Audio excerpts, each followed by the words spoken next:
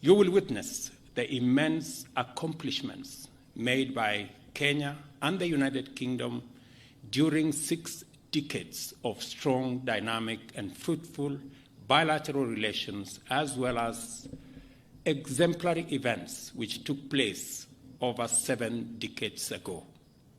We note with deep admiration your commitment to the conservation of biodiversity and climate action, the youth, and innovation. We know you intend to continue on your visionary path of progressive and futuristic leadership in restoring the vitality of our planet and promoting shared prosperity in the Commonwealth and beyond.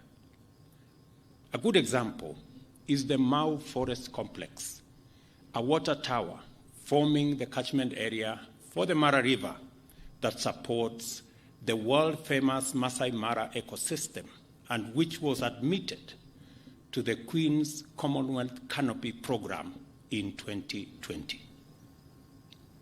We also note with appreciation your expression of willingness to acknowledge the painful aspects of our shared history, your exemplary courage and readiness to shed light on uncomfortable truths that reside in the darker regions of our shared experience are also very commendable. This is a highly encouraging first step under your leadership to deliver progress beyond tentative and equivocal half measures of past years.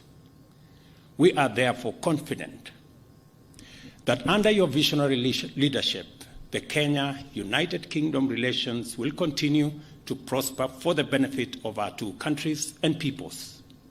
We also note your commitment to the Commonwealth and the will to sustain the transformational momentum to make it an exemplary community of nations distinguished by unity of purpose, inclusive progress, and shared prosperity.